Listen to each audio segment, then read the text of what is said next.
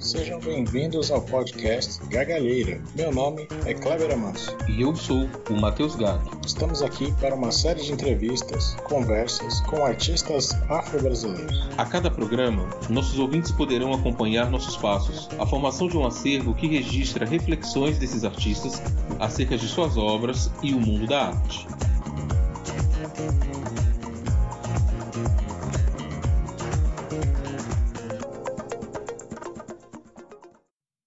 Jorimar Carvalho é fotógrafo, documentarista, sociólogo e ativista do movimento negro.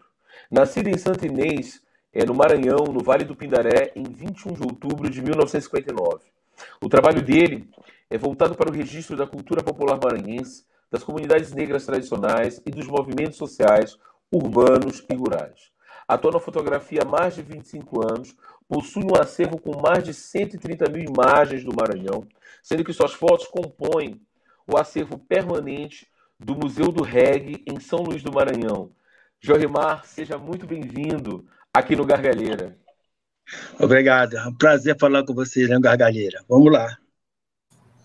Obrigado, Jorimar, pela sua presença. Vai ser um prazer fazer essa entrevista com você aqui nesse novo episódio do Gargalheira. A primeira pergunta que a gente tem para você é a seguinte, né? Uma das coisas mais marcantes do seu trabalho é justamente a fotografia das comunidades negras rurais, das terras de preto e quilombolas maranhenses, nos últimos 40 anos, né, desses registros que você tem feito. Esse período que marca um ressurgimento, entre aspas, né, do quilombola como sujeito importante no processo de redemocratização. Então, a partir disso, nós queríamos que você falasse um pouco dessa relação que você perceba entre a fotografia e o engajamento político na sua carreira. Bom, na verdade, a fotografia ela tem uma função muito importante na minha vida como militante do movimento negro. Porque quando eu entrei no movimento negro, na década de 80, eu via que a gente tinha muito trabalho, desenvolvendo muito trabalho, e ninguém registrava, fazia registro. Aí eu passei a dedicar a fazer os registros a partir disso, da necessidade de contar a nossa história. Eu achava que deveria permanecer esse material para que a história fosse contada no futuro, porque a gente não tinha memória registrada. Alguns textos, mas fotograficamente não existia nada registrado. E a partir daí eu comecei a fotografar, né? E aí, em 87, teve encontro de negro Norte-Nordeste em Belém, e eu fiz todo o registro do encontro. Só que nessa época era feito em analógico, né? Tá todo em negativo, ainda não foram digitalizados. Só o REC consegui digitalizar. E aí eu acho que essa é a minha função no movimento com a minha fotografia. Eu acho que ela é importante porque eu passo a contar uma história que ninguém contava no momento. E eu fiz isso durante muito tempo pelo movimento negro, continuo fazendo. Então, eu acho que aí é que marca o meu trabalho, essa importância do registro, do resgate da história do negro no Maranhão. E como foi, Jorimar, esse processo de ingresso com uma câmera nas comunidades negras rurais? É interessante essa pergunta, Matheus, porque quando eu fui para cá pela primeira vez, eu não fui como fotógrafo, né? Eu fui participando do projeto do CCN nas áreas quilombolas, para a legalização de terra, via ao ITERMA, Convênio ITERMA, Cidades Humanas e CCN. E eu fui como pesquisador para fazer levantamento das comunidades e escrever um relatório antropológico para o ITERMA e para o CCN. E aí, como eu tinha a câmera, onde eu ia levar a minha câmera. E eu tenho uma mania de levantar muito cedo as comunidades, observar como é que ninguém amanhecia o dia, o que eles faziam de manhã. E aí, eu nunca fui de chegar e fotografar, eu sempre chegava de mansinho, conversava, perguntava se eu podia fotografar. Aí eu estava em Ilha dos Coqueiros e vi umas cenas muito interessantes, Ilha dos Coqueiros, 5 da manhã. Aí eu comecei a fotografar de manhã cedo, até umas 9 horas, só fotografando. Pessoal na roça, pessoal tirando capim para o animal, né? Tirando a mandioca do lago, que estava no pubeiro, essas coisas todas.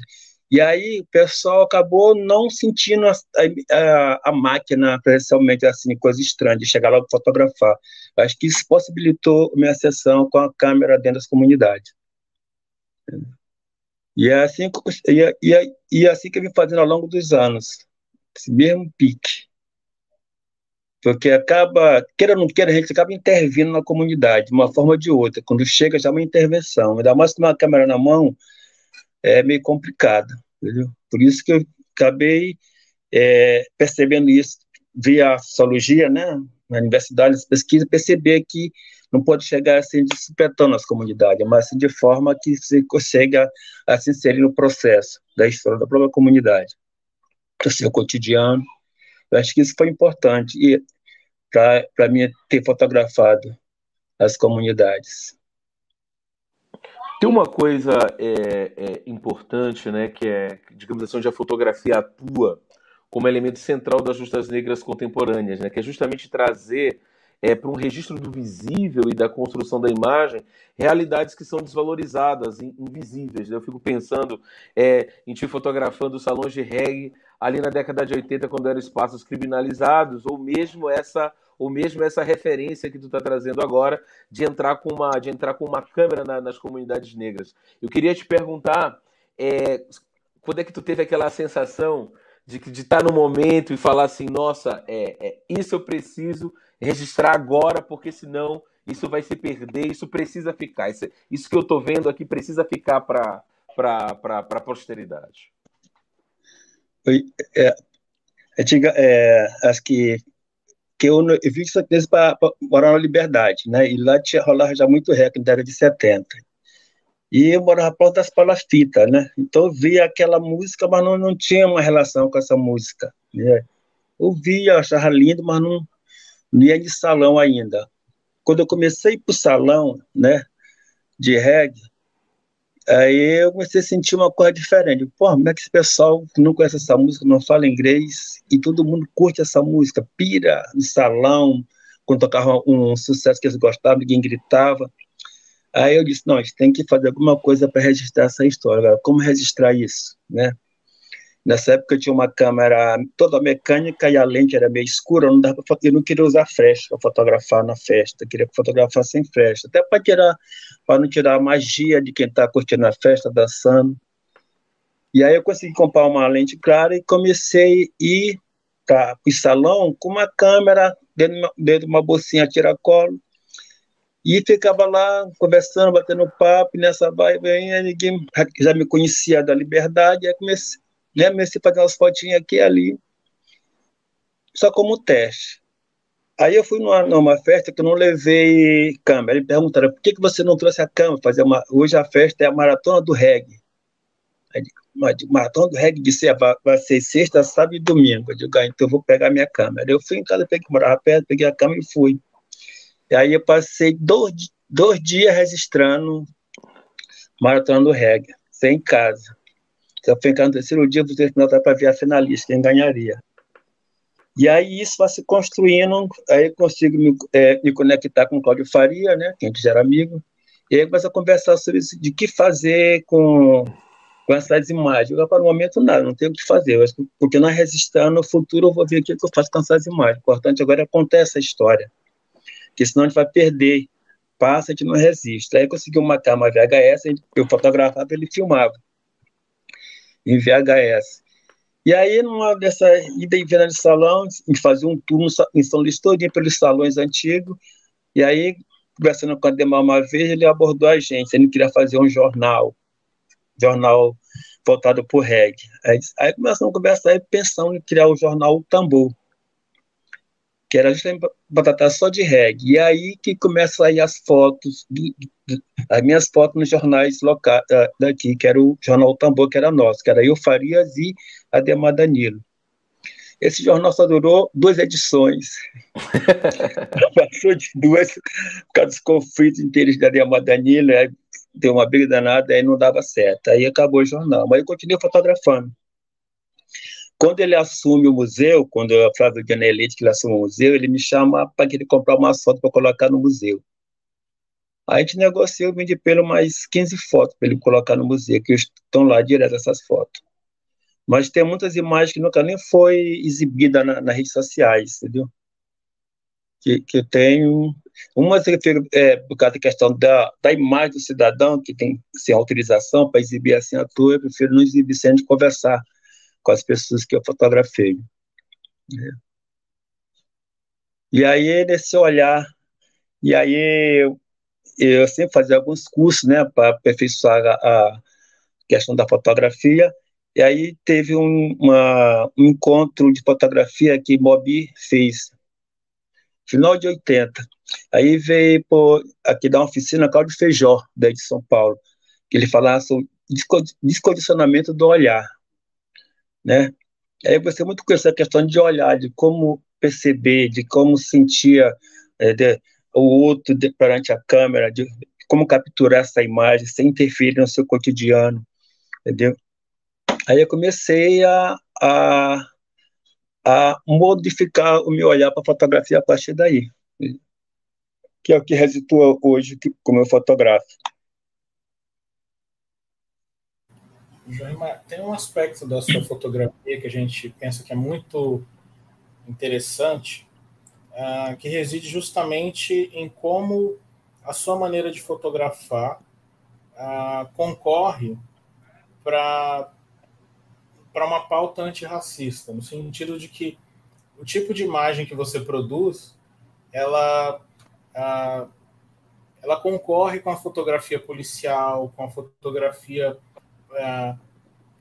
que erotiza os corpos negros, né, de uma maneira global, né? A sua fotografia traz um aspecto diferente, né, desses corpos. Então a gente gostaria de saber como você entende que as pessoas hoje em dia, que tipo de relação elas estabelecem com a sua fotografia? É interessante essa questão. Quando eu comecei a fotografar, eu tinha uma preocupação de não mostrar o negro como uma coisa exótica, né? E a partir que eu mostrei, eu estou me mostrando também como vou estar tendo um olhar exótico. Então eu tinha essa preocupação de não ter esse olhar, né? De mostrar o meu parceiro, o meu outro, de forma humana, humanizada, entendeu?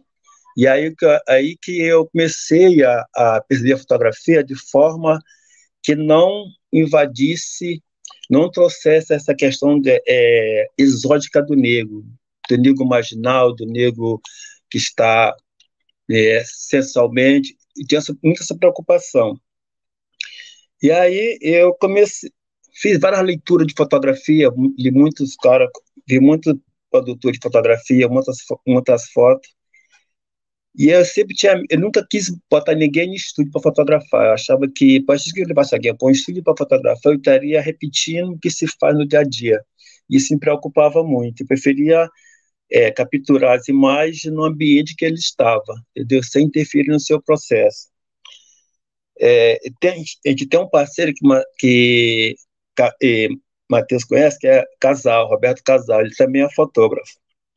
Conversando com o casal, ele me disse o seguinte, que ele foi uma comunidade quilombola fotografar uma quebradeira de coco. E a mulher estava quebrando as almendas no machado, sentada, desconfortável, batendo a maceta direto no machado. Quilos e quilos de coco. E ele, em cima dela, fez várias fotos, tanta foto que ela se sentiu incomodada, né? Aí ela levantou, puta de raio, e saiu do local que ela estava. E aí ele disse que não entendia o porquê daquilo. Eu disse, eu tinha invadido a privacidade dela sem menos conversar, sem menos falar se poderia fotografar ou não. E aí isso incomoda quem está sendo fotografado. Porque quando você fotografa, você vai mostrar o outro, né? Vai expor ele, né? O universo maior. E muitos não gostam de fazer isso. Então você tem que saber de como fazer isso, de que forma. E a partir disso que eu acho que meu olhar foi sendo trabalhado e preocupado muito com essa questão da imagem do corpo do negro, o corpo negro, de mostrar de uma forma decente, humanizada, e como mesmo dessa sociedade que tanto discrimina. Foi essa minha preocupação maior. E isso tem contribuído para o meu trabalho, porque sempre quando eu gostei muito de contato de trabalho por causa das minhas imagens no Instagram ou no Facebook. A pessoa vê, me manda mensagem, se pode fotografar ou não, como é que eu faço. E isso tem rendido bons frutos ao longo dos anos. Queria que você falasse um pouquinho agora, Jorimar, sobre sua família, avós, pais, para a gente compreender um pouco a tua trajetória. Ah, cara, eu nasci de uma família de pai que era filho de um índio Guajajara, chamado Caetano da Fé, do país de Santa Inês, Pindaré, e minha mãe de família negras. Meus pais são semi-analfabetos, sabiam só até o terceiro ano, meu pai era estivador e minha mãe dona de casa. E meus pais, minha família, a parte de mãe, deixou uma certa posse para minha mãe, uns bens, casas, gado, essas coisas. Meu pai acabou, na vaidade, acabando com essas coisas. E aí nós ficamos na penura. Então a gente tinha que estudar e trabalhar para ajudar em casa. E minha mãe sempre contava que na família dela faziam muita festa de tambor de crioula, bumba meu boi, né?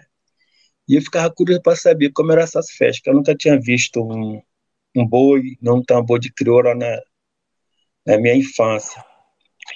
E aí ela contava essas histórias e ficava curioso para saber como era isso, né?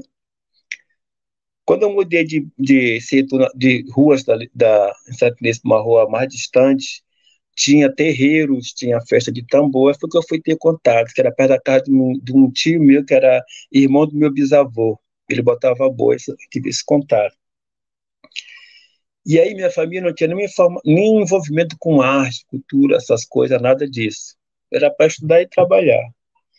E aí em 70, meu pai, ele era muito boêmio, da noitada, ele pegou tuberculose. E aí foi um caos na nossa família, porque ninguém nos visitava, com medo de pegar a doença. Aí meu pai veio para São Luís para se internar, se internou. Aí minha mãe reuniu a gente em casa e disse: seu pai está 2 anos internado em São Luís, nós vamos vender essa casa e vamos para São Luís para vocês estudarem. E aí, vai vendeu as coisas, veio para São Luís, passamos um ano no Sacavém mudei para Liberdade. Mas a minha formação familiar ela é meio complicada com essa minha negra das classes mais baixas, né? Os laços são muito complicados. Você tem que se virar para ajudar em casa. E eu, com os 9 anos, já trabalhava para ajudar em casa. Né? Passei pela oficina de alfaiate, aí de alfaiate para ferreiro, fui para mecânica, de mecânica, só que eu fui para o Senai fazer mecânica no Senai. Eu estudei no Senai na década de 76, 77, passei na prova, eu e meu irmão estudamos no Senai. Aí no Senai foi que eu botei contato com desenhos, né? Desenhos mecânicos, né? Para fazer peças, coisas. Isso surgiu uma habilidade que eu não sabia que existia, de desenhar. Aí comecei a desenhar. Passei a desenhar e viver um pouco sobre desenho, fazer trabalho para algumas pessoas de desenho. E a partir disso, quando eu saí do Senai, vou para a escola técnica. E na escola técnica eu faço edificações. Aí vou trabalhar como desenhista de arquitetura. Trabalho um bom tempo. Passei por um estágio no Infam, aqui em São Luís. E aí fui estudar música, estudei música 3 anos de música, fiz violino e viola, mas não sou músico, só por curiosidade. Fiz vários cursos de desenhos, as coisas todas, mas minha família sempre achava que isso não dava futuro. Esse negócio de arte não dava futuro. Isso tinha que trabalhar, estudar e trabalhar. E isso era meio complicado. Eu nunca tinha visto uma câmera fotográfica na minha vida. Eu vi uma câmera fotográfica, eu devia ter uns 9 anos de idade. Um senhor chamado Catarino, que ele era fotógrafo em Santa Inês. Ele era de São Luís, mudou para lá para fotografar o dia das pessoas, pessoa que morria, defunta, essas coisas. Entendeu? Então, aí eram 5 irmãos, um morreu aos 15 anos afogado, outro morreu em 2006, aí só resta eu, minha irmã e meu irmão mais novo. Mas a relação hoje em dia é mais saudável, entendeu? gente consegue conviver, conversar, passar final de semana junto, mas foi complicado na infância, relação familiar.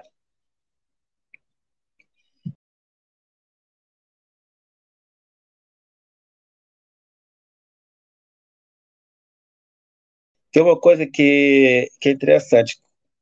Quando eu descobri essa parte de desenho, que eu vou buscar aprimorar, fazer curso de desenho, aí eu participei de salão de artes plásticas em São Luís, em Teresina, recebi até um prêmio na época, Teresina, como artista plástica. Aí me envolvi com a xilogravura, aprendi xilogravura com a Ayrton Marinho e participei de várias exposições na época com a xilogravura, mas também quando eu conheci a câmera, que eu peguei numa câmera, me apaixonei pela fotografia, a partir daí mudei de vida. Perfeito. Jorimar, você falou um pouco desse seu primeiro momento com a fotografia, mas a gente gostaria de saber quando você se descobriu ou viu o artista, se você teve um outro suporte antes da fotografia, né? Em que momento também da sua vida você se viu de fato como mais interessado na fotografia, né? E resolveu estudar, enfim, e partir para essa empreitada? Em 85, eu fui trabalhar no Jornal Debate, conheci um artista plástico chamado Guilherme Mendes Ferreira. Ele fazia uma revista no Jornal Debate. Aí me convidou a fazer, que chama de arte finalista, né? O cara programa, o diagramador programa a revista e você vai fazer arte final, traçar as linhas, colocar as fotos, as matérias. Essa era a minha função. E aí tinha um cara que era fotógrafo que fazia laboratório no jornal. Aí ficamos muitos amigos. Aí toda vez que eu tinha hora de folga, ia lá marocar, ver ele revelar. E aí ele me ensinou a revelar. E aí ele me prestou uma câmera uma vez para me fazer umas fotos. E eu ia revelar. Aí quando eu revelei, pela primeira vez que eu fotografei e revelei, aí senti que aquilo era o que eu queria fazer. Que era a coisa que me tocava, que mexia com meus sentimentos, com meus desejos. E aí quando eu entrei na UFMA, aí me envolvi mais com a fotografia na UFMA, fiz vários cursos, andava com o pessoal de comunicação, laboratório de comunicação, entendeu? E aí eu me descobri como fotógrafo, a partir daí. Um cara que fez um curso, Raimundo Filho, ele trabalha no jornal Estado do Maranhão, ele já morreu, Raimundo Filho. Ele disse uma coisa interessante para mim, ele disse que eu tinha alma de fotógrafo, né? Eu disse, como assim? Isso na forma de como tu percebe, como tu fotografa, tu já nasceu fotógrafo. Se tu quiser, tu pode tocar tua vida a partir daí. Mas eu achava que não era aquela coisa de você sustentar a família e ser fotógrafo no Maranhão é complicado, muito complicado, é mais negro, né? Você não consegue acessar os projetos, é uma dificuldade para acessar um projeto em São Luís, no Maranhão. E aí, no período de 88, 89, eu fui trabalhar num jornal como paginador. 89, aliás, não, 89 não, antes de 89. 85, 86, como paginador. E aí, lá, fiz boas amizades, aí que lá comecei a fotografar um pouco, não para o jornal. Pegava, falava com o chefe de redação, ele prestava uma maquinazinha compacta, que era dele, particular, e levava, fotografava. E aí eu disse, não, vou guardar uma grana para comprar uma câmera. Aí foi quando eu juntei uma graninha, comprei uma FPB de Canon, toda mecânica, pesada que só. Mas foi uma câmera que fotografei com ela há quase 10 anos, eu usei essa câmera. E eu acho que aí foi que eu me descobri como fotógrafo, entendeu? Eu dizia, ó, sei que eu não posso viver nesse momento de fotografia, mas posso trabalhar como sociólogo em algumas organizações, e daí aproveito para fotografar também. É o que eu fazia, trabalhava na Tijupá, ia para a região da Alturi, fotografava a área de derrubada de mata, entendeu? Desmatamento, tudo, queimada, e fazia meu trabalho de sociólogo com os assentamentos. E assim eu toquei até final de 90. Eu trabalhei nesse sentido, assim, trabalhando e fotografando, trabalhando e fotografando. Agora, hoje eu consigo dar algumas oficinas, dou aula, às vezes, chamo para fazer algumas conversas. O Cine Cultural da Vale fez um projeto através da Paula Porta, que era a chefe do Cine Cultural, que foi chamado Estiga, que era para trabalhar com 4 fotógrafos negros em áreas quilombolas. Aí ela me convidou para trabalhar nesse projeto. Aí eu fui da oficina em Camaputiva, Maraquilombola, que é numa ilha que fica em Cajari, dei em Mirizal, em Bom Viver, e dei em Oiteiro, em Monção, entendeu? E aí foi gratificante esse trabalho, porque fui trabalhar com negros, negro trabalhando com negros, e a forma de a recepção da comunidade com relação à fotografia foi fantástica. Eles não tinham câmera, mas tinham celular. E aí usamos o celular como câmera. E aí eles nunca tinham percebido que poderiam fazer trabalhos interessantes com o próprio celular. Entendeu? E aí lá tinha uma experiência de uma área de banho que eles resgataram com a limpeza. Aí eles só vão contar a história desse banho. Como é que era esse banho a partir da fotografia. São pegar as balas que foram desmatadas, onde tem mata. Aí fizeram um trabalho interessante, muito bonito, por sinal. Eu acho que é aí que o Jorimar surge como fotógrafo. Jorimar, eu queria perguntar para ti, que eu achei muito interessante tu falando da parte do jornal O Tambor, e eu queria perguntar para ti agora, tu falou um pouco da tua trajetória profissional, eu queria que tu falasse agora um pouco da tua inserção nos movimentos sociais, mas primeiro a gente começando pelo movimento reggae. Eu queria que tu falasse um pouco como é que foi essa transição dos 70 para 80 em São Luís, do movimento reggae, e como é que tu participou ativamente desse processo. Pois é, como eu morava em periferia, né, rolava muito reggae, acabava... Como eu desenhava, né, pintava, e aí morava em frente a Zé Ruxim, que era dono da Águia do Som. E aí ele me chamou um dia, eu cheguei da escola, ele me chamou, meu irmão, queria falar contigo, dá para te pintar na minha caixa de radiola, o emblema da minha radiola? Eu disse, faço. Ele disse, eu tenho. Aí ele me deu, foi o primeiro desenho em radiola, foi esse, eu fiz o desenho na radiola dele. Aí eu já fiquei chegado com o Zé Roxinho. Ele veio tocar, eu vou tocar no lugar que não quer ir. Aí eu ia, né? Isso sem câmera, só para ir observando. Aí quando eu tinha câmera, ele foi tocar no Pop Som. Aí pergunta para ele, nunca tinha no Pop Som. Tinha maior vontade de ir na Jordua. 77, isso. Aí ele disse, rapaz, eu vou tocar lá, tu quer ir? Eu vou. Aí escuro pra porra, um salão pequenininho, tá? De fotografia que é muito difícil. Aí só olhei, conheci o dono do salão, o seu Baldez, já falecido, e aí comecei a andar pelo reggae. Conheci Gil Jamaica, ficamos amigos e passou a ir pro reggae junto também, Gil. E Gil era cunhado de Farias, foi esposo da irmã de Gil.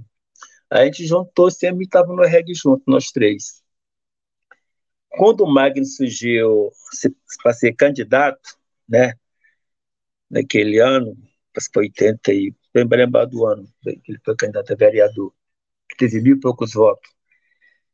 E aí eu, Gil, os reggae fazer profetagem com o Magno, né?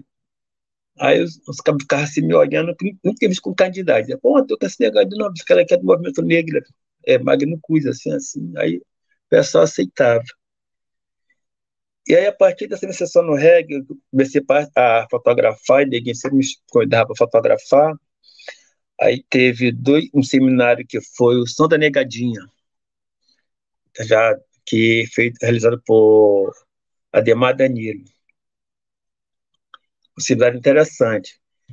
Mas aí começou, como o reggae era uma coisa que lotava, São Luís tinha na década de 80, uns 200 salões de reggae, mais de 80 radiolas, só em São Luís. Então tinha festa de segunda a segunda, locais diferentes. Então rolava muita festa. E isso possibilitou que essa música jamaicana ganhasse um poder muito forte o comércio local. Ele chegou a vender disso aqui a 30 mil reais naquela época, um disco de reggae. Trocar um disco de reggae por carro, né? E era um movimento que envolvia negros para carregar as caixas de som, entendeu? Mas que era no domínio branco, que tinham grana, O único negro que tinha radiola aqui era Zé Roxinho, que era o negão que tinha radiola, mas o resto tudo era branco, que tinha o domínio do reggae no estado. E aí era bem complicado trabalhar no rap, porque era um derrubando o outro. Então era bem complicado trabalhar na época dentro do reggae. E aí, nessa loucura, surge um jornalzinho na Itaquibacanga, que era feito, era xerocado, feito a mano, que eu ficava xerocava esse jornalzinho e vendia. Aí uma vez esse jornal de Farias, que é um jornal assim, cara, eu podia fazer um jornalzinho parecido com isso, mas de uma outra leitura que envolvesse a negada, né, desse movimento. Aí foi que surgiu o Jornal Tambor. Mas era um movimento assim que, na verdade, um movimento que era complicado. E hoje ele tá menos bravo do que era no passado, porque antigamente o importante era o tamanho da radiola, a porrada que ela dava no salão, né, e o tamanho do salão. Hoje em dia mudou. Hoje em dia você voltou para o vinil, salão pequeno, radiolas pequenas e continua lotando. Eu gosto que são muitos salões pequenos, mas o movimento que o pessoal diz que vai morrer acaba, mas eu acho que não. O que ganhou foi novas leituras de espaço, uma leitura de como ouvir a música, dançar.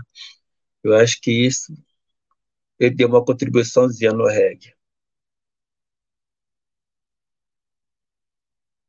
Pode ir, Kleber. Perfeito. Jorimar, você já falou um pouco sobre isso, né? Quando você estava explanando um pouco de como a fotografia entrou na sua vida e tal, mas gostaria de reforçar, né, que é possível notar nas suas fotografias um olhar do artista que, para além do olhar do artista, a gente também percebe o olhar do cientista social, né? No sentido em que a imagem é também um documento, é também uma fonte, né? Em que essa imagem é também um dado, né, cuja historicidade vai ser relevante para a interpretação empírica do mundo, né? Então, nesse sentido, no seu acervo, quais aquelas imagens que você valoriza nesse sentido de documento? Olha, tem umas imagens que a do reggae, todas estão nesse sentido. A do reggae, do tambor de crioula, do bumba boi e de algumas ações que eu fiz na zona rural, que não aparecem na mídia aí, nas redes sociais. Tem uma foto minha que, quando eu fiz essa foto que eu botei ela no Instagram, de que fiz a maior elogio. Aí o cara disse para mim que que ele tinha me superado. Eu disse, não me superei de nada, ainda estou aprendendo a fotografar. Mas esse meu olhar de ciência social na fotografia, ela nasce quando eu fui finalizar o meu curso. Eu queria trabalhar, fazer uma discussão de como o negro era vista pela imagem geral do século XIX, né? Esse negro que era escravo, que era meu objetivo. Mas aí, como não tinha condição de ir para fora, para Rio, para outro lugar, para pesquisar, que aqui não se encontrava esse material, né? Porque não tinha internet ainda. Então, aí a Alfredo me deu foi, Matheus, tu não traz isso para o século XX. Aí, Alfredo Wagner. Aí eu disse, rapaz, é uma boa ideia. Aí eu pensei de pegar o período da repressão, da ditadura, né, ao final dela, de como o negro era visto na fotografia nesse período da repressão. E aí isso me levou a várias leituras, de vários autores que trabalharam na fotografia a partir de uma pesquisa, que a fotografia ela é importante na pesquisa. Aquele livro de Malinowski tem uma fotografia dos aborígenes assim, em pé, que tem um nativo olhando para a câmera. Entendeu? Ele olhando, você vê que ele não está olhando, ele está olhando da câmera, ele olha, está tudo para a câmera. Entendeu? A visão, a coisa que a câmera tem, como ela envolve. O cara está certinho olhando a câmera, ele está bem no meio olhando para a câmera, cara. E aí, olhando essa fotografia de Malinov, que eu disse, pô, acho que dá para fazer um trabalho a partir da fotografia, na antropologia, chamava de antropologia visual, depois veio multimídia, agora audiovisual. E aí eu fiz um trabalho nesse período. E esse trabalho tem umas falhas, né? Mas foi um trabalho que me levou para uma linha da fotografia que é esse olhar, né? De analisar o local, estudar o local que eu estou, porque a fotografia ela tem a preocupação que ela é a luz, né? Luz, sem luz você não fotografa. Então você tem muita preocupação técnica com a luz, né? De ver luz, não, a minha preocupação é de ver de como está esse olhar, de quem está me olhando, né? Nunca fotografar acima, pode deixar o cara em situação né, lá embaixo, que até uma situação que é de ser negro, né, botar ele em situação de opressão, e ter preocupação de colocar no mesmo olhar, que o negro se olhe no mesmo nível, ou então abaixar a câmera um pouquinho para mostrar que ele também é potência, entendeu? Então, eu acho que esse meu olhar, a sociologia contribuiu muito para isso, muito, bastante mesmo. E acho que toda a minha fotografia, ela tem esse olhar, seja ela de festa, seja de desmatamento, seja na área agrícola, entendeu? Ela tem esse olhar. Quando, em 89, Vila Nova era deputado, ele sofreu um atentado. Aí eu fui cobrir o começo dele em Santa Luzia. E estava todo mundo comigo que estava cheio de pistoleiro, né? Vigiando lá, todo mundo armado. E aí, a minha preocupação, minha ideia era fotografar a expressão de Vila Nova, né? Do discurso dele e do medo que ele estava sentindo naquele momento de levar um tiro. E aí lá eu digo, porra, acho que eu posso contribuir muito com a fotografia a partir desse olhar, entendeu? Aí eu continuei seguindo esse olhar, esse tipo de trabalho, que me deixa muito feliz, entendeu? É um trabalho muito documental, entendeu? O pessoal, entendeu? Eu sou um fotógrafo documentarista, que documenta, não tento ser, por exemplo, um artista, não sei, mas me defino como um documentarista. Jorgemar, eu queria que você falasse um pouquinho mais também dessa inserção no movimento de camponeses, né, que tem a ver um pouco com essa situação dos conflitos fundiários no Maranhão, e que eu sei que tu tem uma trajetória também ligada a isso. Eu queria que tu falasse um pouco como é que tu te inseriu também nesse campo, nessa frente. Foi o movimento negro, né? Quando entra no CCN, né, 85, né, já tinha umas viagens para as terras de preto, né? Um dia já tinha ido com o Cláudio Faria em Frechal, alguns lugares. E aí, em 86, eu entrei na UFMA, em Ciências Sociais. E aí, a militância no CCN, ninguém falando assim, um negócio, eu nunca tinha ido para uma terra de preto. Minha primeira viagem foi em 86, quando teve o primeiro encontro. E aí, essa inserção, aí eu mas não quis, mandei eu ler aquele livro de Alfredo Wagner histórico, Decadência H do Maranhão, uma coisa assim, Decadência do Maranhão. Ideologia da decadência. É esse mesmo, da decadência, que agora virou até livro, está impresso.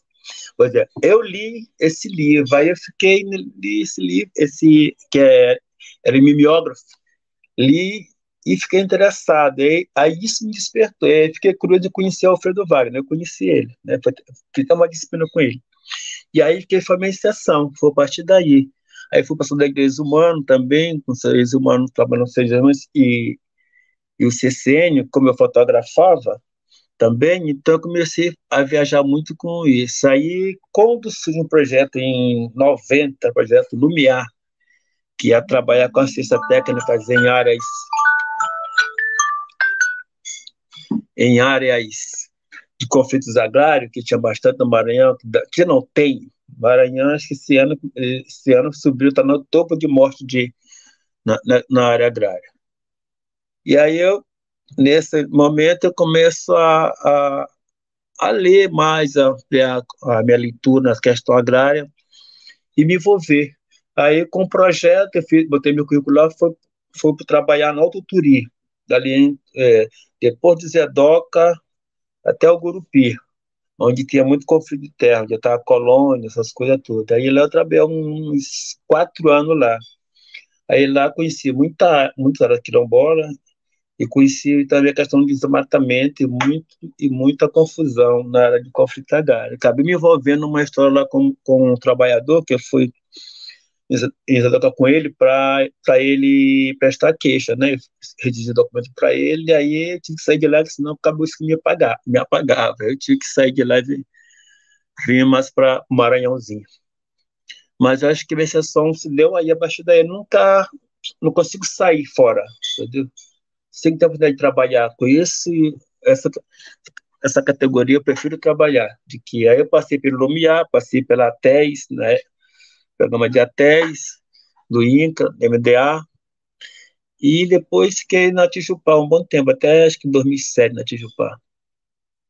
Mas é, esse trabalho na zona rural eu gosto mais porque não é desafiante, porque primeiro tem muitos conflitos e a outra é as condições que você pode contribuir em campo, entendeu? Tem uma discussão que é complicada na zona rural, que é a questão de empreender, né?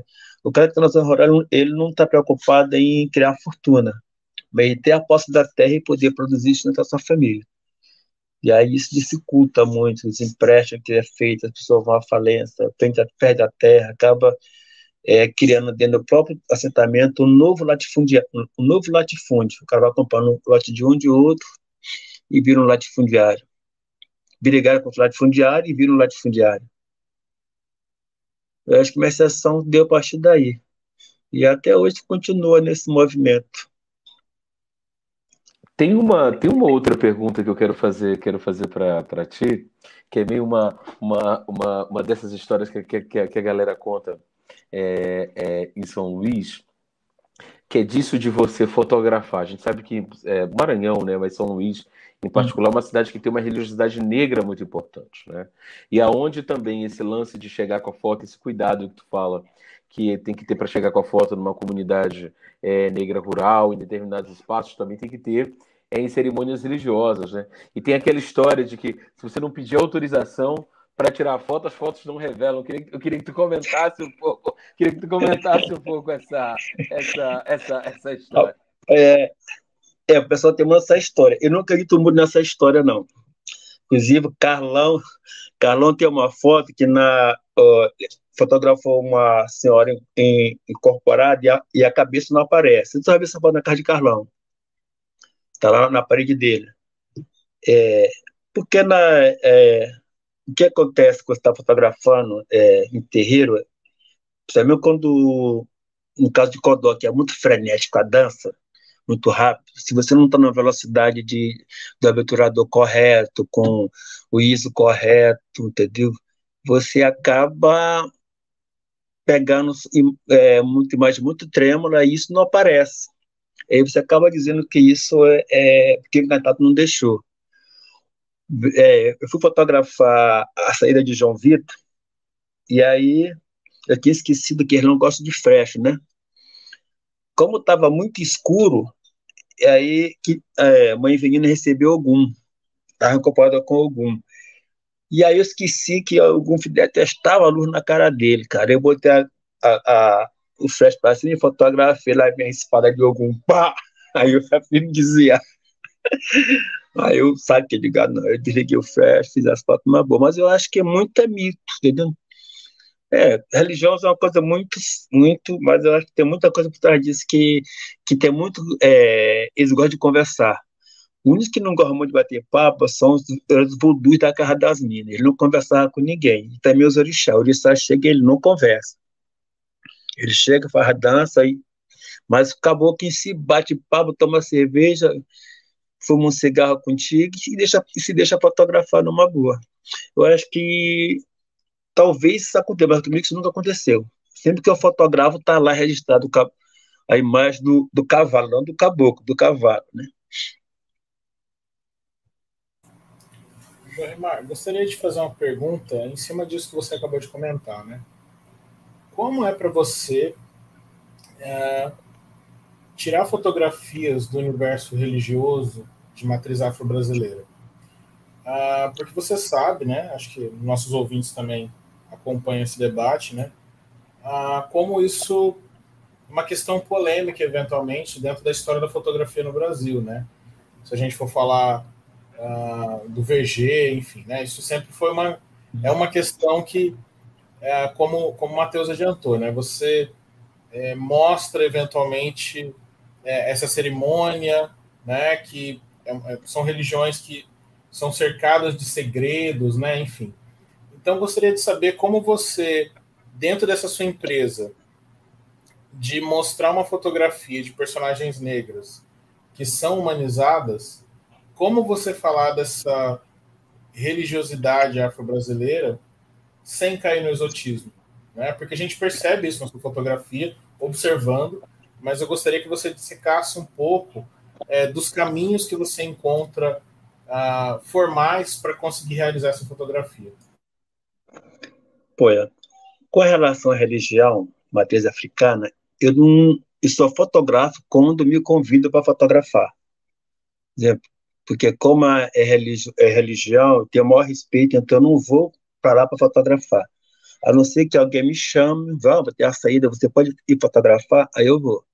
Mas essas fotos eu nunca mostro, essas fotos entrego para a pessoa. Se ela quiser mostrar, porque acho que a religião é uma coisa muito séria. Não dá para você ir lá, que ninguém faz, em terreiro, fotografar e jogar. Então eu não jogo nenhuma foto nas redes sociais de religião matriz africana. Tenho muita foto, mas só com autorização deles. E com essa relação desse olhar que falaste, né, desse meu olhar, eu acho que quando você chega no terreiro, né, eu observo as pessoas vão para o terreiro, às vezes por acreditar na sua religião, por ser religioso, outros por curiosidade, né, para ver essa coisa do encantado, né, essa coisa de exótica que o pessoal sempre acha que tem alguma coisa que é excepcional, muitos vai com esse objetivo. E aí eu gosto de... Sempre eu vou em terreiros. E agora semana vai ter a festa da Casa de Jorge. Né? Aí toda vez que ele me convida, eu não vou. Ele disse que não me convida mais. Porque eu fico muito preocupado em fotografar essas áreas. Eu não gosto muito de fotografar. Entendeu? E tenho esse respeito muito. Então, eu não faço esse registro assim, cotidianamente, a não ser quando há permissão do Pai de Santo. Antes de Mãe Lúcia morrer, ela é de Oxum. Ela me chamou um dia para mim olhar lá uma saída de... Aí eu fui lá uma saída, olhei a saída, era de Ansan. Olhei a saída, tá? Eu fotografei, e aí ela tá, quando acabou a saída, eles incorporam criança, né? Os hereis. Aí o herê que estava nela disse para mim, olha, vim fotografar a festa da minha senhora dia 8 de dezembro. Aí eu digo, sim, com certeza eu venho fotografar. Como ele me autorizou a fotografar, eu não falei na casa de Fante que eu ia fotografar. Né? Porque eu já tinha clareza que ele tinha falado e ela de lá tinha conversado com alguém de lá. E aí foi eu e Ribamar, convidei Ribamar para ir. Chegando lá, a gente fotografou e filmou. Quando eu cheguei, aí veio uma menina que é tipo de Equete, que cuida dos santos lá, disse que ordenou para me fotografar. Aí eu disse, olha, foi o Chico que pediu para me fotografar. Eu estou aqui por ordem dela. E aí, nessa época, eu pedi que ainda era viva. Ele me olhou de lá, ficou me olhando, aí ele falou, ela foi lá, falou, ele disse, não, ele pode fotografar. E aí eu fotografei. Essas imagens nunca foram expostas em lugar nenhum, essas imagens, entendeu? Foi diretamente para a Lusa na época, porque eu acho que o ato de fotografar, ele tem que ter uma relação íntima do que está fotografando e do ser fotografado. Porque se eu capturar uma imagem de alguém que não esteja sabendo que está sendo fotografado, não dá para me usar essa imagem. Né? Tem esse cuidado. Tem gente que diz assim, que quando alguém pousa para você fotografa, isso é um retrato. Né? Porque alguém sabe que você está fotografando ele. Quando você fotografa que ele não sabe, isso é fotojornalismo. O pessoal se coloca muito isso. E é isso que eu tenho essa preocupação, de não cair nessa mesmice, nesse erro, de repetir o que se vê no dia a dia. Ainda mais, por exemplo, eu fotografar negros e cair no mesmo erro de repetir como é visto o negro no seu dia a dia. Repetir essas imagens estereotipadas, carregadas de preconceito, né? Então, é isso que eu sempre procuro evitar. E isso tem, às vezes, custa, porque até para...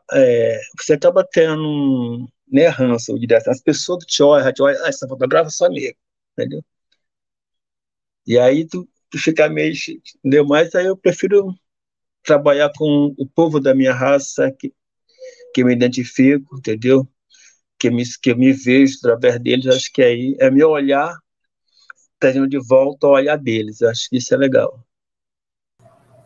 Jorimar, é interessante você falar isso, porque quando a gente observa a sua fotografia, a gente percebe que você tem um cuidado muito grande ali com as personagens, né, que você vai comentar, digamos assim, né? Então, por exemplo, olhando aqui seu portfólio, né, tem, por exemplo, eventualmente a gente vê fotografia de casais, né, que estão ali com poucas roupas, né, mas em nenhum momento você explora o corpo dessas personagens como um objeto, né? O seu interesse é a relação afetuosa ali que eles estão tendo naquele momento, né? Não é uma sexualização daquele corpo. Eventualmente, quando você mostra uma personagem num contexto de estar dançando uma manifestação cultural, seja dentro da religião ou fora, nas festas como Bumba Meu Boi, enfim, etc., também a gente percebe que a sua fotografia ela tem esse apuro em não exotizar, né? E não exotiza justamente, acho que porque você foca, né, nesse interesse por aquele indivíduo num contexto maior, né? Ele está ali no Bumba Meu Boi, etc., mas você fica ali atento, né? Enfim. Então, eu gostaria de saber como é o seu modus operandi, né? Então, você falou um pouco que se você vê a personagem, se a personagem está te olhando, né? É um retrato, se não é fotojornalismo, mas eventualmente você procura a pessoa depois da fotografia, ou eventualmente essa permissão vem antes, a pessoa então sabe que em algum momento você vai fotografá-lo. Por exemplo, aqueles corpos que estão dançando agarradinho, aquilo é no toque de amor, domingo à tarde, finalzinho de tarde, beira de praia, então todo mundo ali está de roupas de praia, praticamente, né? E aí, sempre quando eu vou fotografar, por exemplo, quem está no bolho, né? Eu já conheço, a gente se olha, eu pergunto se posso fotografar, faço um gesto, ela pode, né? Que geralmente, por exemplo, quando chega, por exemplo, o boi de orquestra, é uma coisa que o corpo é muito exibido, né? Hoje as mulheres já não só usam umas peninhas, né? Um fio dental, tá tudo isso. E turista, fotógrafo, faz questão de fotografar Índia, expira fotografando. Eu já não gosto de fotografar o corpo nesse instante. Eu gosto de fotografar os detalhes que esse corpo, por exemplo, olhar, o gesto com a mão, de manejar a flecha lá que elas usam. Esse detalhe que você me chama a atenção de eu fazer. Aqueles que estão no reggae, o pessoal que estão no reggae, já conheço, estava naquela época, aquele ratão, a maioria já são avós, tá, naquelas fotos. Eu conversava, de tomar uma cerveja, batia papo, eu dizia, vou fotografar hoje aqui, pode fazer uma foto tua, assim, assim? Não, pode, uma boa. E aí, quando eu ia fotografar, eu tentava, que reggae tem uma coisa interessante, você não pode chegar e fotografar, porque de repente o caboclo está lá escondido, sem utilização da patroa, entendeu? Então você não pode chegar e fotografar e expor o cara, entendeu? Não é que pede, ou esconde digital, e o cara diz, apaga minha foto, eu não estou aqui, apaga. Ninguém vai lá, apaga, né? Mas nessa época não, era no analógico, então eu tinha esse cuidado de, quando olhar um corpo, tentar ver o que aquele corpo poderia oferecer enquanto imagem para mim e para quem vai ver, entendeu? Sem se olhar esse detalhe de, falando de até gostosona, não, mas de olhar aquele corpo dançando e passar a cumplicidade que há naquele casal dançando. E isso o reggae é interessante por isso, que é uma música que o pessoal diz que é muito sensual, né? Mas ela tem essa coisa de que as pessoas se tocam para dançar, trocam uma energia que é muito bonita, a forma de pegar. Eu gosto de ver como eles pegam a mão, passa, dá uma chave de braço pela costa da Nigona e a caixa, nega não tem como correr. Então, isso que eu gostava de fotografar. E isso eu acho que era de mostrar de como essa dança é feita no Maranhão, chamo de agarradinho. E como a agarradinha acontece no estado do Maranhão. Você entendeu? Então, acho que isso, esse olhar, ela me possibilitou a sempre estar aí. Tem muita preocupação, de que não fotografar, sempre saber quem é, conversa com as pessoas, porque para não fotografar e jogar. Não, conversa, ó, fotografa isso assim, assim. Posso fotografar? Ninguém escolhe. Aí eu fotografo. Em 2015, foi realizado um projeto aqui no Maranhão, no governo Flávio Dino, chamado Maranhão mais Cultura e Turismo, né? Esse projeto era um projeto muito grande que viajava pelos municípios e trabalhava com os mestres de cada interior. Então eu viajei quase que ali região do Pindaré todo, da Baixada toda, Baixo Parnaíba, e fotografei muitos mestres de tambor de crioula, muitos mestres de dança do lelê. E quando eu ia fotografar esses mestres, eu sempre pegava o nome deles, conversava com eles antes, dizia, eu estou aqui pelo grupo paciente fazendo isso assim, eu posso fotografar o senhor? Ele dizia, por que não? Porque se um dia precisar usar essa imagem, que se eu poderia usar essa imagem, algum trabalho assim, assim. Né? Aí eles diziam, uns concordavam. Eu estava na Baixada, aí eu fotografei o mestre Marcelino, que era mestre ele era do boi de Zabumba de Guimarães, um dos melhores grupos de boi de Zabumba do Maranhão, Guimarães. E ele estava assim numa situação assim, toda assim, tão astral, assim, tão que eu achava que ele estava com algum problema, né? Aí conversei com ele, papai, conversei e perguntei, posso fotografar o seu mestre? Ele pode. Aí ele ficou lá, fez umas fotos, fez umas 10 fotos dele, sabe? E aí, quando eu voltei para casa, que foi na minha cabeça, porra, aquele velho, aí, com um mês ele faleceu, mestre Marcelino. E aí eu falei com o pessoal de lá, eu estou com umas imagens aqui de mestre Marcelino, posso publicar uma imagem dele? Não pode, eu publiquei. E aí, quando eu publiquei a imagem, disseram assim, eu nunca tinha visto o mestre dessa forma que você viu ele. Ele disse, como assim? Ele disse, não, uma forma que ninguém consegue fotografar o mestre, só você conseguiu fazer isso. Simplesmente eu conversei com ele, deixei ele à vontade e fiz umas fotos dele. Então, eu acho que a forma de como interagir com as pessoas que eu fotografo, acho que possibilita esse olhar, possibilita passar essa fotografia para quem vai olhar, entendeu? Sem ser carregada desse exotismo, estereótipo, entendeu? Que eu acho que essa é a minha contribuição, entendeu? De nós negros que estamos atrás da câmera, não repetir os erros do passado, mas sim contribuir para os avanços.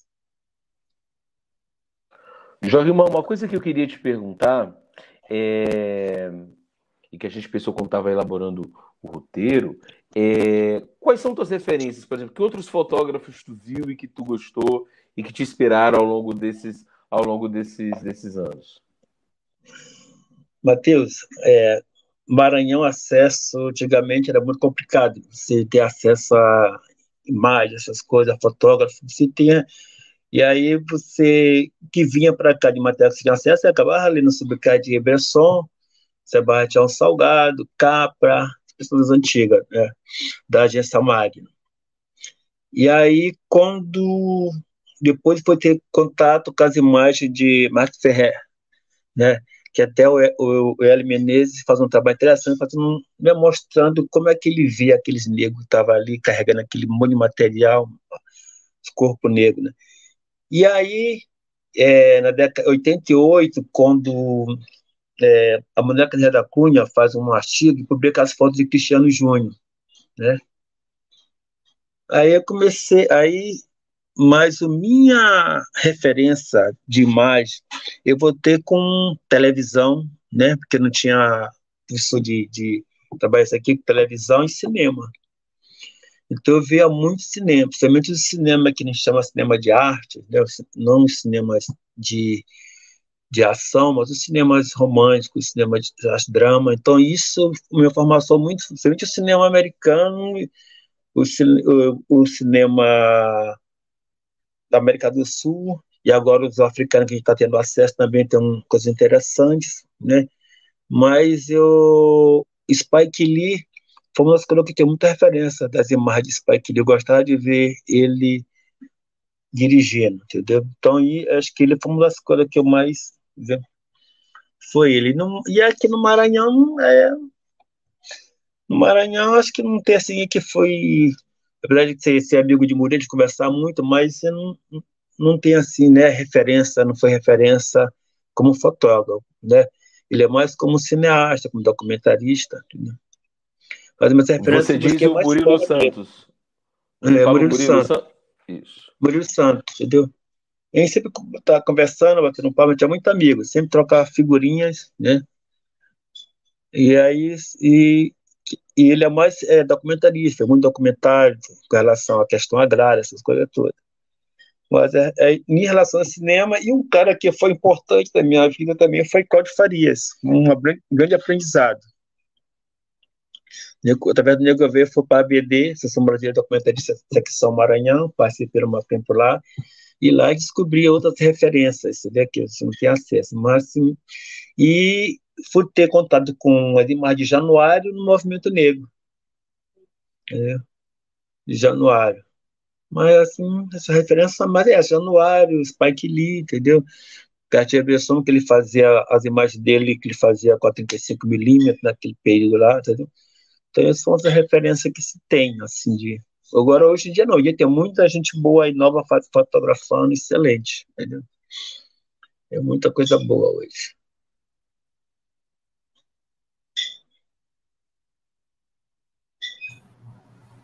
Vamos lá, Jorimar. Seguinte, fiquei pensando aqui numa pergunta a partir dessa nossa conversa aqui, né? Eu queria que você comentasse um pouco a relação sobre os efeitos da indústria do turismo, né, que é importante no Nordeste, que se fortalece a cada dia no Maranhão, para os estilos de fotografia e representação da cultura popular e negra. Por que eu digo isso?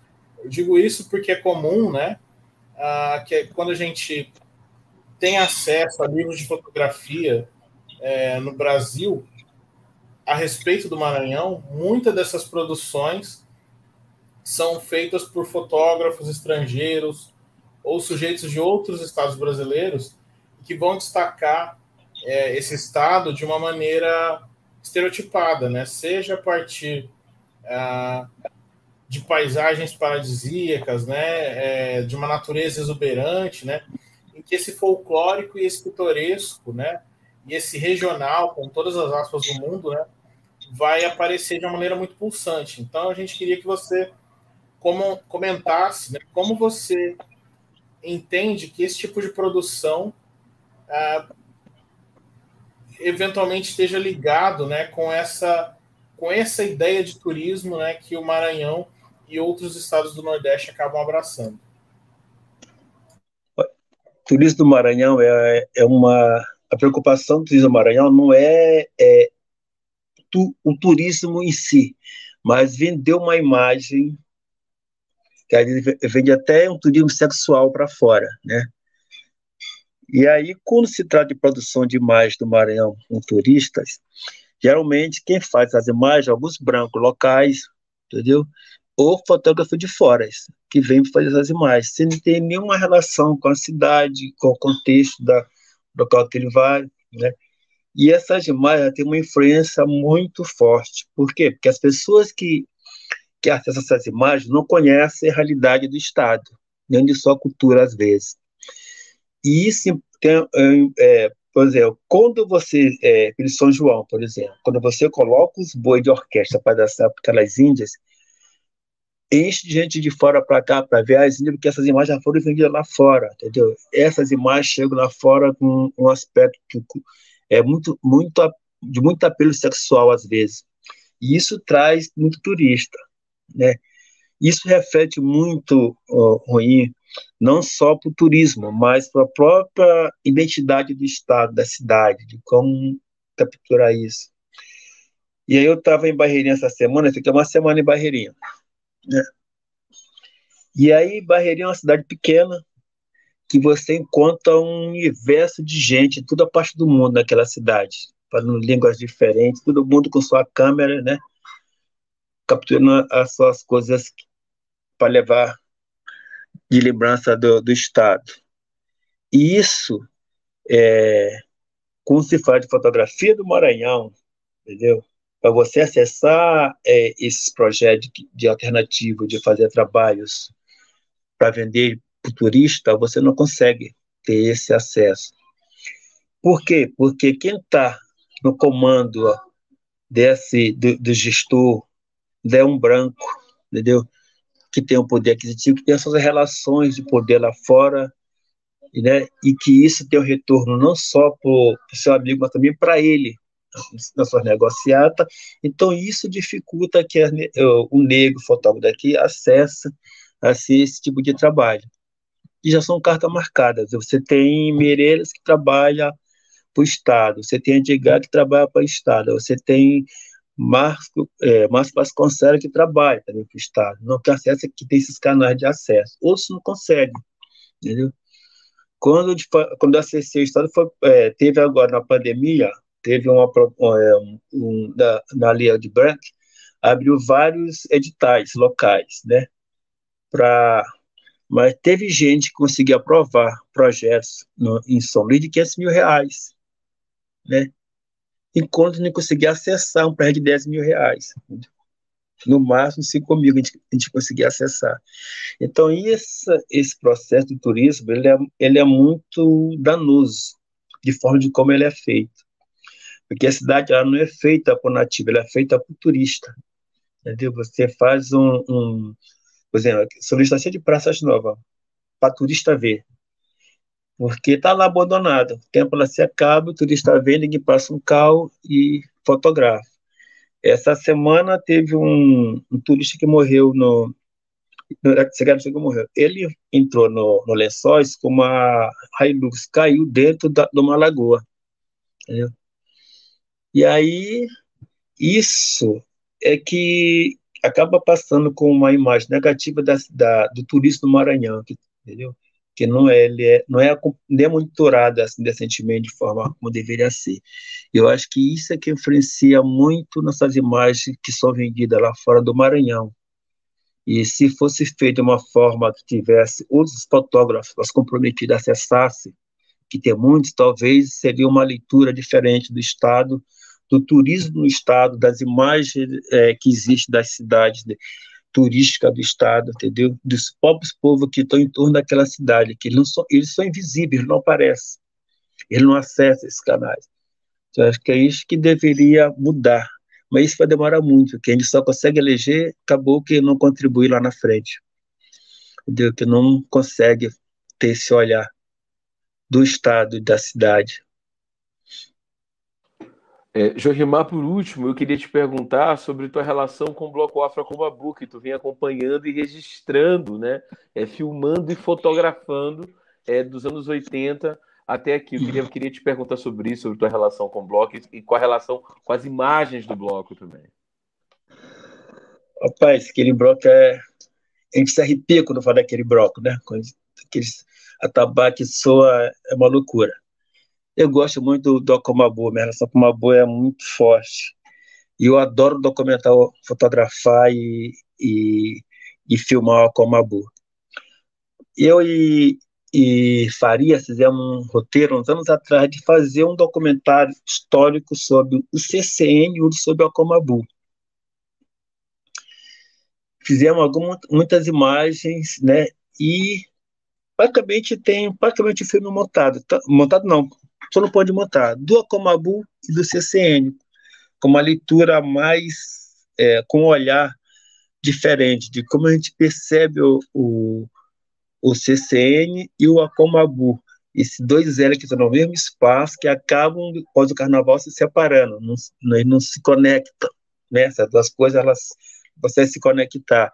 E a gente tem essa preocupação de ver de como conectar o Alcomabu e o CCM pós o carnaval, né?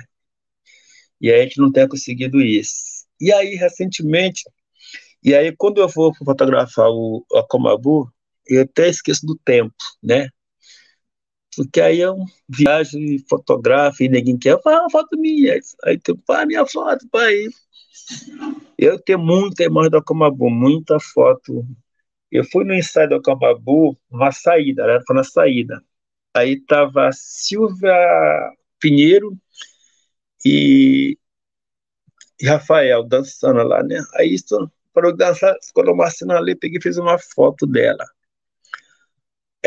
Aí eu mostrei pra gente, a irmã capturou minha alma. Eu digo, então, meu filho, a tua alma tá aí. Isso aqui é você mesmo. Eu acho que a Kumabu, ele é muito importante na minha vida, foi muito importante continuar sendo que vacina, eu vou continuar sempre fotografando. Essa semana, esse Avelino está inquieto, né?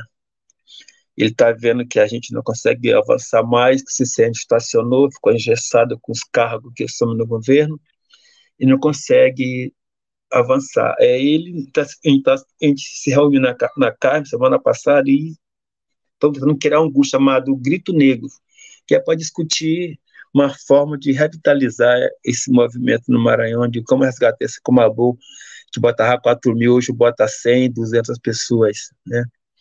Então, eu acho que a gente vai tentar chegar no Carnaval com uma proposta interessante. Mas o Kumabu, acho que ele marca na minha vida, não sei nem como dizer, sei que ele faz parte.